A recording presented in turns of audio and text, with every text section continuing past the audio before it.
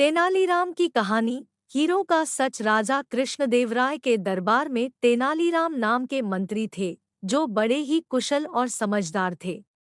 एक बार महाराज के सामने ऐसा मामला आया कि उनके लिए न्याय करना मुश्किल हो गया। ऐसे में तेनालीराम ने सूझबूझ से काम लिया और राजा की उलझन सुलझाई। हुआ यूं कि एक दिन नामदेव नाम का एक व्यक्ति राजमहल में आया और न्याय की गुहार लगाने लगा। राजा ने उससे पूछा कि तुम्हारे साथ किसने अन्याय किया है, तो नामदेव ने पूरी बात बताई।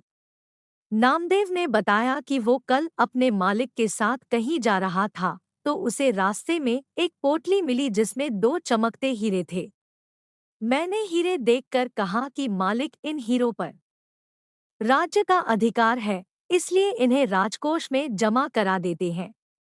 यह बात सुनकर मालिक भड़क पड़ा और बोला कि हीरे मिलने की बात किसी को बताने की जरूरत नहीं है। इसमें से एक मैं रख लूंगा और एक तू रख लेना।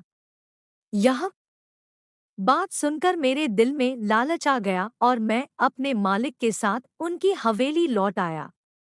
हवेली आकर मालिक ने मुझे हीरे देने से इनकार कर दिया।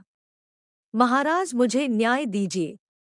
नामदेव का दुखड़ा सुनकर महाराजा ने तुरंत मालिक को दरबार में पेश होने का आदेश दिया। नामदेव का मालिक बहुत कपटी था। दरबार में आकर बोला कि महाराज, यह बात सच है कि हमें हीरे मिले थे, लेकिन वो मैंने नामदेव को दे दिए थे। मैंने नामदेव को आदेश दिया था कि इन हीरों को राजकोष में जमा करा देना। नामदेव के मन में लालच है, इसलिए वह झूठी कहानियां बना रहा है। महाराज बोले कि इसका क्या सबूत है कि तुम सच बोल रहे हो। नामदेव का मालिक बोला कि हुजूर, आप बाकी के नौकरों से पूछ लीजिए, ये सभी वहां मौजूद थे। जब राजा ने अन्य 3 नौकरों से पूछा तो उन्होंने भी यही कहा कि हीरे नामदेव के पास है। अब राजा बड़ी दुविधा में फंस गए। उन्होंने सभा खत्म कर दी और कहा कि फैसला कुछ समय बाद सुनाया जाएगा। राजा ने भीतर अपने कमरे में अपने सभी मंत्रियों से सलाह मांगी। किसी ने कहा कि नामदेव ही झूठा है, तो कोई बोला कि नामदेव का मालिक दगाबाज है। राजा ने तेनालीराम की ओर देखा, जो अब तक शांत खड़े थे। राजा ने पूछा, तुम्हारा क्या विचार है तेनालीराम?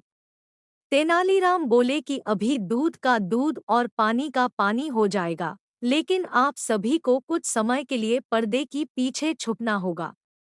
राजा इस मामले को जल्दी से जल्दी सुलझाना चाहते थे, इसलिए वह पर्दे के पीछे छुपने के लिए राजी हो गए। अब शाही कमरे में सिर्फ तेनालीराम नजर आ रहे थे।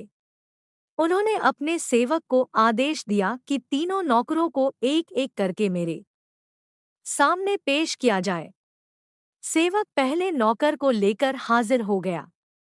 तेनालीराम ने उससे पूछा, क्या तुम्हारे सामने तुम्हारे मालिक ने नामदेव को हीरे दिए थे? गवाह ने हामी भरी। अब तेनालीराम ने उसे एक कागज और कलम देकर कहा, तुम उस हीरे का चित्र बनाकर दिखाओ। नौकर घबरा गया और बोला, जब मालिक ने नामदेव को हीरे दिए तब वो लाल थैली में थे। तेनालीराम ने कहा, अच्छा चलो तुम यही खड़े रहो। इसके बाद दूसरे नौकर को बुलाने का आदेश दिया गया। दूसरे नौकर से भी तेनालीराम ने यही पूछा, अगर तुमने हीरे देखे थे तो उनका चित्र बनाकर दिखाओ। नौकर ने कागज लेकर उस पर 2 गोल-गोल आकृतियां बना दी। अब तीसरे नौकर को बुलाया गया। उसने कहा, हीरे भोजपत्र से बने एक लिफाफे में थे, इसलिए मैंने उन्हें नहीं देखा। इतने में महाराजा और बाकी मंत्री पर्दे से बाहर निकल कर आ गए। उन्हें देखकर तीनों नौकर घबरा गए और समझ गए कि अलग-अलग जवाब देने से उनका झूठ पकड़ा जा चुका है। वो राजा के पैरों में गिर पड़े और बोले कि उनका कोई कसूर नहीं है, बल्कि मालिक ने ही उन्हें झूठ बोलने को कहा था, नहीं तो जान से मारने की धमकी दी थी।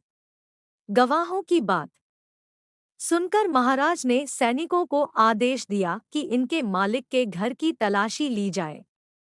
तलाशी लेने पर दोनों हीरे मालिक के घर से मिल गए। इस बेईमानी के कारण उसे 1000 स्वर्ण मुद्राएं नामदेव को देने का आदेश दिया गया और 20,000 स्वर्ण मुद्रा का जुर्माना भी लगाया गया।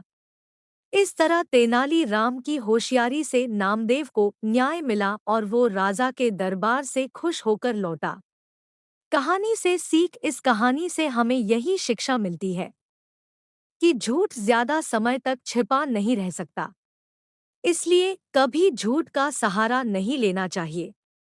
साथ ही लालच का परिणाम हमेशा बुरा ही होता है।